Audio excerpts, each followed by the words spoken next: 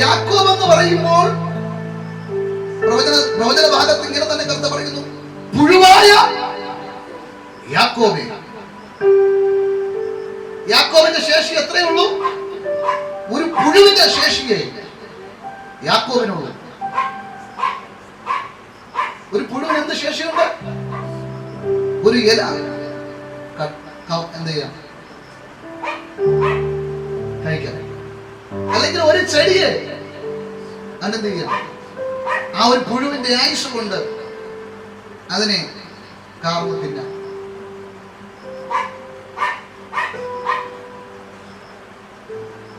നിന്റെ പേരിനകത്ത് ഞാനൊരു അഭിഷേകം പകരാൻ പോകും. നമുക്ക് അഭിഷേകം ആവശ്യമാണ്, നമുക്ക് കൃപ ആവശ്യമാണ്. പക്ഷെ നമ്മുടെ പേരിൽ അഭിഷേകം വരുന്നു.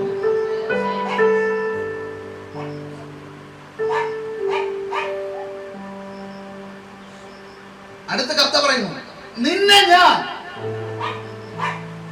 ബലമേറിയതും ഉറപ്പുള്ളതും പല്ലുകൾ ഏറെയുള്ളതും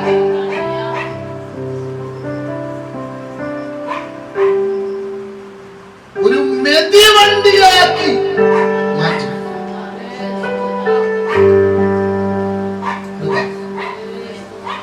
ഹല്ലേലൂയ. പുഴുവിന് എത്ര പല്ലുണ്ടെന്ന് എനിക്കറിയത്തില്ല, പക്ഷെ പല്ല് കുറവായിരിക്കണം. പക്ഷെ പുഴുവിന് കാലുകൾ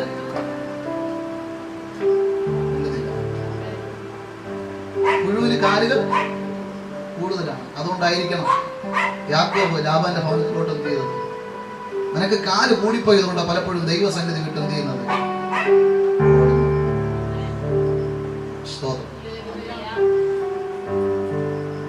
ഈ പുഴുവിന്റെ ശേഷി എത്രയുണ്ട്?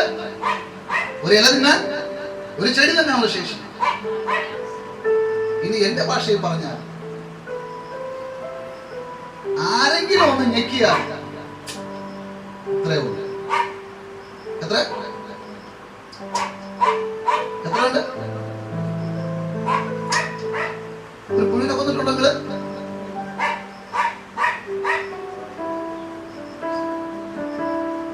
ഞാൻ മുമ്പ് ഒരു സന്ദേശത്തിൽ പറഞ്ഞിട്ടുണ്ട്,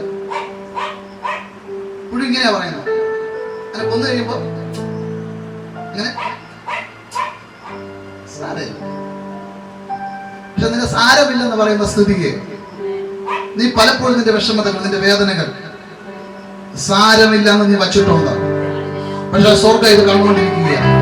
മറ്റുള്ളവർ പീഡിപ്പിച്ചത്, വേദനിപ്പിച്ചത്, ഞെരുക്കിയത്, നിന്റെ നന്മയെ 10 വട്ടം വരെ പിടിച്ചു വച്ചത് സ്വർഗ്ഗം കണ്ടുകൊണ്ടിരിക്കുകയില്ല. നീ സാരയില്ല ദൈവനാമത്തിൽ എന്നൊക്കെ പറഞ്ഞ് നീ ക്ഷമിച്ചു. പക്ഷെ ഇത് കണ്ടുകൊണ്ടിരിക്കുന്നത് സ്വർഗ്ഗമുണ്ട്. അക്കമിട്ട് അവൻ വച്ചിട്ടുണ്ട്.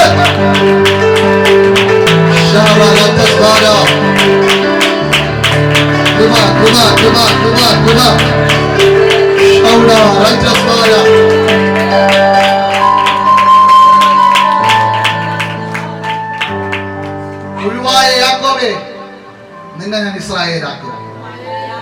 ഇസ്രായേൽ എന്താ? നീ ഞെക്കിയ ഞങ്ങത്തില്ല. ആ മെതിവണ്ടിയെ കുറിച്ച് പറയുന്നു. അവൻ എന്ത് ചെയ്യാ? ഒരു പുഴുവിനെ കൊണ്ടുവന്ന് ആ പാടത്ത് നിർത്തുക. നെൽപ്പാടം ചിന്തിക്കുക. ഒരു പുഴുവിനെ കൊണ്ട് കാണിച്ചിട്ട് നമുക്ക് കുറച്ചു നേരം പുഴുവിന്റെ ഭാഷയിലോട്ട് പോവാം. പുഴുവിനെ കൊണ്ട് കാണിച്ചിട്ട് നീ ഈ നെൽപ്പാടം മുഴുവനും തിന്ന് തീർക്കണം. ഈ പുഴു പറയും, വേണമെങ്കിൽ എന്റെ ഒരു ആയുസ് കൊണ്ട് ഇതിലെ ഒരു നെൽച്ചെടി ഞാൻ എന്ത് ചെയ്തേക്കാം. മെതിവണ്ടിയായ ഇസ്രായേലിനെ കൊണ്ടു നിർത്തുക.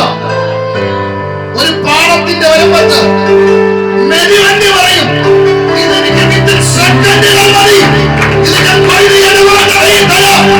ഇന്ന് പകലിൽ പേരുകളിൽ അഭിഷേകം വ്യാപരിക്കട്ടെ.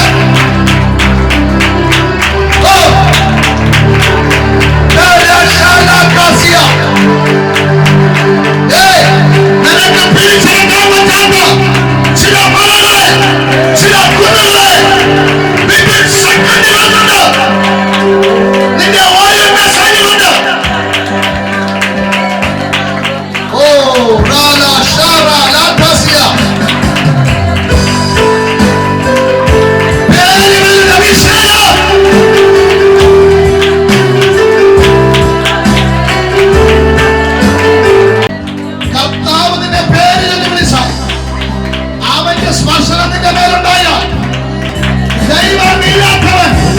വർഷങ്ങൾ കൊണ്ട് നേടിയത് ദൈവം ഓൾറെഡി മിനിറ്റുകളുണ്ട്.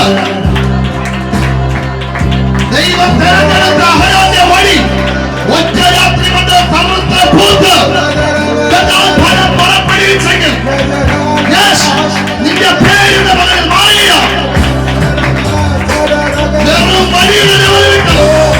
അഹരോന്റെ വഴി, അഹരോന്റെ വഴി എന്ന നിലവാരത്തിലേക്ക് ഇല്ല അവിടെ നിന്നില്ല. ദൈവത്തിന്റെ വഴി ഒറ്റ രാത്രി കൊണ്ടത് ദൈവത്തിന്റെ വഴിയായിട്ട് ഇന്ന് പകലിൽ ദൈവത്തെ വിളിച്ചു പറയുന്നു. നിന്റെ പേര് മാറിയ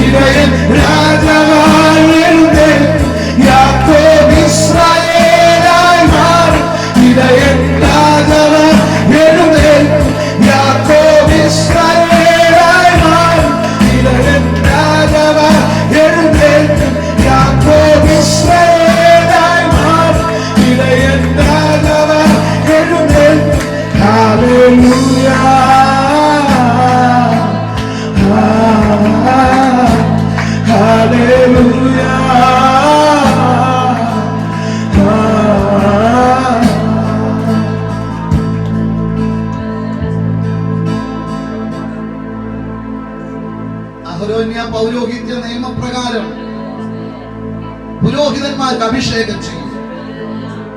ഒരു പുരോഹിത കുപ്പായം അണിയിപ്പിക്കും. അവിടെ പ്രത്യേക ഒരു കാര്യമുണ്ട്. അവിടെ നെറ്റിമേലൊരു പട്ടയിൽ ഇങ്ങനെ രേഖപ്പെടുത്തും, യഹോവയ്ക്ക് വിശുദ്ധം എന്ന് പറഞ്ഞാൽ ഇതിന്റെ കണ്ണണിയാണ്, എനിക്കുള്ളതാണ്, തൊട്ടുപോകരുത്. ഇന്ന് പകരം നിന്റെ നെറ്റിമേൽ ഒരു നെയിം ബോർഡ് തെളിയുക, യഹോവയ്ക്ക് വിശുദ്ധം. ഞാൻ ആത്മാവിൽ കണ്ടിട്ടാണ് സംസാരിക്കുന്നത്.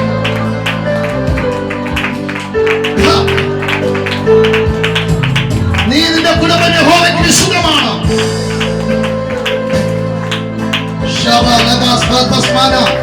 നിനക്കൊരു പുതിയ നെയിം ബോർഡ്.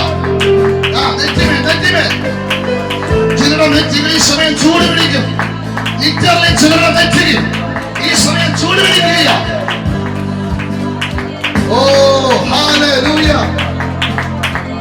ന്യായപ്രമാണം ദൈവം തന്റെ കരങ്ങൾ കൊണ്ട് രേഖപ്പെടുത്തിയതുപോലെ ചിലരുടെ നെറ്റിമേൽ